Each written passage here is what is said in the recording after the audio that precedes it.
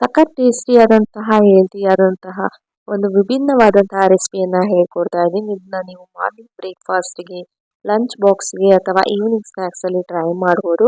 ಖಂಡಿತವಾಗಿ ಮನೆ ಮಂದಿ ಎಲ್ಲ ತುಂಬಾನೇ ಇಷ್ಟಪಡ್ತಾರೆ. ತುಂಬಾನೇ ಸಾಫ್ಟ್ ಆಗಿರುತ್ತೆ. ಟೇಸ್ಟ್ ಸಹ ಸೂಪರ್ ಅಂದ್ರೆ ಸೂಪರ್ ಅಂತಾನೆ ಹೇಳ್ಬೋದು. ಇದನ್ನ ಯಾವ ರೀತಿಯಾಗಿ ಮಾಡಬೇಕು ಹೇಳ್ಕೊಡ್ತೀನಿ ಬನ್ನಿ.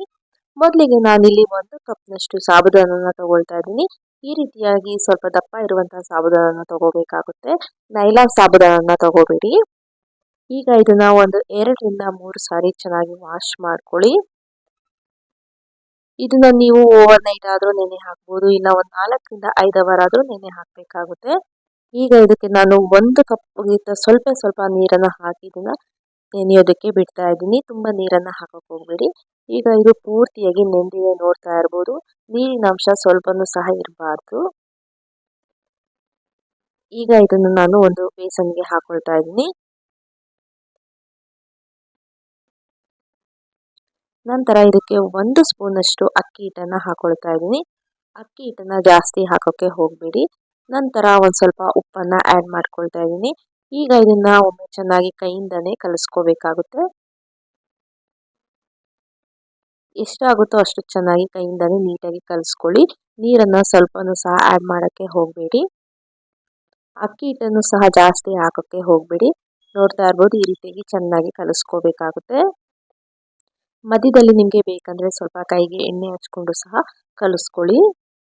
ನೀವು ಇದನ್ನ ಚಪಾತಿ ಹಿಟ್ಟಿನ ಅದಕ್ಕೆ ಕಲಿಸ್ಕೋಬೇಕಾಗುತ್ತೆ. ನೋಡ್ತಾ ಇರ್ಬೋದು, ನೀವು ಕಲಿಸ್ತಾ ಇದು ಗಟ್ಟಿಯಾಗಿ ಚಪಾತಿ ಹಿಟ್ಟಿನ ಅದಕ್ಕೆ ಆಗುತ್ತೆ. ನೋಡ್ತಾ ಇರ್ಬೋದು, ನಾನು ಮೊದಲೇ ಹೇಳಿದಾಗೆ ಸ್ವಲ್ಪ ಕೈಗೆ ಎಣ್ಣೆಯನ್ನು ಹಚ್ಕೊಂಡು ಕಲಿಸ್ಕೊಳ್ತಾ ಇದ್ದೀನಿ. ಈಗ ಕಲಸಿದ ಆದ್ಮೇಲೆ ನಾನು ತೋರಿಸ್ತಿರುವಂತಹ ರೀತಿಯಲ್ಲಿ ಚಿಕ್ಕ ಚಿಕ್ಕ ಉಂಡೆಗಳನ್ನ ಮಾಡ್ಕೋಬೇಕಾಗುತ್ತೆ. ನಿಮ್ಗೆ ಯಾವ ಸೈಜಲ್ಲಿ ಬೇಕೋ ಆ ಸೈಜಲ್ಲಿ ಈ ರೀತಿಯಾಗಿ ಉಂಡೆಗಳನ್ನ ಮಾಡಿಕೊಂಡು ಪಕ್ಕಕ್ಕೆ ಎತ್ತಿಟ್ಕೊಂಡು, ಈ ರೀತಿಯಾದಂತಹ ಒಂದು ಜಾಲರದಲ್ಲಿ ಸ್ವಲ್ಪ ಎಣ್ಣೆಯನ್ನ ಹಚ್ಚಿ ಮಾಡಿಟ್ಕೊಂಡಿರುವಂತಹ ಉಂಡೆಗಳು ಏನಿರುತ್ತಲ್ಲ ಅದನ್ನ ಈ ರೀತಿಯಾಗಿ ಇಡಬೇಕಾಗುತ್ತೆ. ಈಗ ಇದನ್ನ ಒಂದು 10 ರಿಂದ 15 ನಿಮಿಷ ಹಬೆಯಲ್ಲಿ ಚೆನ್ನಾಗಿ ಬೇಯಿಸ್ಕೋಬೇಕಾಗುತ್ತೆ, ಸ್ಟೀಮ್ ಮಾಡ್ಕೋಬೇಕಾಗುತ್ತೆ. ನಾನು ಇಲ್ಲಿ ಕಡಾಯಿಲಿ ಸ್ವಲ್ಪ ನೀರನ್ನ ಹಾಕಿ ಸ್ಟೀಮ್ ಮಾಡ್ಕೊಳ್ತಾ ಇದ್ದೀನಿ. ನೋಡಿ, ಇದು ಚೆನ್ನಾಗಿ ಸ್ಟೀಮ್ ಆಗ್ತಾ ಇದೆ. ಇದು ಚೆನ್ನಾಗಿ ಪರ್ಫೆಕ್ಟ್ ಆಗಿ ಇದು ಸ್ಟೀಮ್ ಆಗಿದೆ. ಈಗ ಇದನ್ನ ಒಂದು ಪ್ಲೇಟ್ಗೆ ಹಾಕಿ ಸ್ವಲ್ಪ ತಣ್ಣಗಾಗಕ್ಕೆ ಬಿಡೋಣ. ಮತ್ತೆ ಜಾಯಿನ್ ಆಗಿದ್ರೆ ಸ್ವಲ್ಪ ಅದನ್ನೆಲ್ಲ ಬಿಡಿಸ್ಕೊಂಡು ಬೇರೆ ಬೇರೆ ಮಾಡ್ಕೊಳ್ಳೋಣ ಸಪ್ರೇಟ್ ಆಗಿ. ಈಗ ಇದನ್ನ ಪಕ್ಕಕ್ಕೆ ಇಟ್ಕೊಳ್ಳೋಣ.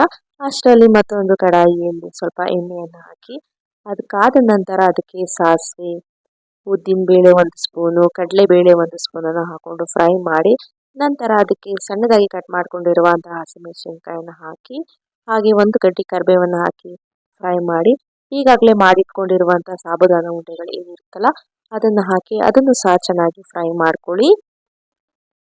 ನಂತರ ಇದಕ್ಕೆ ಒಂದು 2 ಸ್ಪೂನಷ್ಟು ಕಡಲೆ ಬೀಜದ ಪೌಡರನ್ನು ಹಾಕೊಳ್ತಾ ಇದ್ದೀನಿ, ಹುರಿದು ಪೌಡರ್ ಮಾಡ್ಕೊಂಡಿರುವಂಥದ್ದು.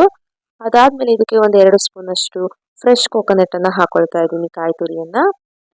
ಇದನ್ನು ಚೆನ್ನಾಗಿ ಫ್ರೈ ಮಾಡಿಕೊಂಡು ಇದಕ್ಕೆ ಸ್ವಲ್ಪ ಕೊತ್ತಂಬರಿ ಸೊಪ್ಪನ್ನ ಹಾಕಿ ಇದನ್ನು ಸಹ ಒಮ್ಮೆ ಚೆನ್ನಾಗಿ ಫ್ರೈ ಮಾಡ್ಕೊಳ್ಳಿ. ಇನ್ನು ನನ್ನ ಚಾನಲ್ನಲ್ಲಿ ಸುಮಾರು ಲಾಗ್ಸ್ಗಳನ್ನು ಮತ್ತು ಕುಕಿಂಗ್ ವಿಡಿಯೋಗಳನ್ನು ಅಪ್ಲೋಡ್ ಮಾಡಿದ್ದೀನಿ. ಅವುಗಳನ್ನು ಸಹ ನೋಡಿ ಹೇಗಿದೆ ಕಮೆಂಟ್ ಮೂಲಕ ತಿಳಿಸಿ. ನಂತರ ಇದಕ್ಕೆ ಫೈನಲ್ ಆಗಿ 1 ಸ್ಪೂನಷ್ಟು ಚಿಲ್ಲಿ ಫ್ಲೇಕ್ಸ್ ಅನ್ನ ಹಾಕೊಳ್ತಾ ಇದ್ದೀನಿ. ಇದನ್ನು ಸಹ ಹಾಕಿ ಒಮ್ಮೆ ಚೆನ್ನಾಗಿ ಫ್ರೈ ಮಾಡ್ಕೊಳ್ಳಿ. ನಿಮಗೆ ಮಧ್ಯದಲ್ಲಿ ಸ್ವಲ್ಪ ಉಪ್ಪು ಬೇಕನ್ಸಿದ್ರೆ ಒಮ್ಮೆ ಹಾಕೋಬಹುದು. ಈಗ ಇದನ್ನ ಚೆನ್ನಾಗಿ ಫ್ರೈ ಆದ್ಮೇಲೆ ಈಗ ಇದು ರೆಡಿ ಆಗಿದೆ. ಈಗ ಸ್ಟವ್ ಅನ್ನು ಆಫ್ ಮಾಡ್ತಾ ಇದ್ದೀನಿ. ಇದನ್ನ ನೀವು ಬಿಸಿ ಬಿಸಿಯಾಗಿ ಸರ್ವ್ ಮಾಡಿ, ತುಂಬಾನೇ ಚೆನ್ನಾಗಿರುತ್ತೆ. ತಣ್ಣಗಾದ್ಮೇಲೂ ಸಹ ಅಷ್ಟೇ ಟೇಸ್ಟಿಯಾಗಿರುತ್ತೆ. ನೋಡಿದ್ರಲ್ಲ ಎಷ್ಟು ಚೆನ್ನಾಗಿದೆ ಅಂತ.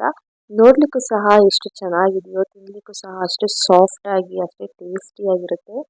ಖಂಡಿತವಾಗಿಯೂ ಟ್ರೈ ಮಾಡಿ.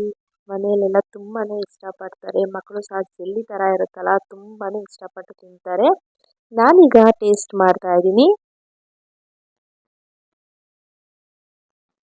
ತುಂಬಾನೇ ಸಾಫ್ಟ್ ಆಗಿ ತುಂಬಾ ಟೇಸ್ಟಿಯಾಗಿತ್ತು. ನೀವು ಸಹ ಟ್ರೈ ಮಾಡಿ, ಹೇಗೆ ಬಂತು ಅಂತ ನನಗೆ ಕಮೆಂಟ್ ಮೂಲಕ ತಿಳಿಸಿ. ಹೀಗೆ ಸಪೋರ್ಟ್ ಮಾಡಿ. ಬಾಯ್.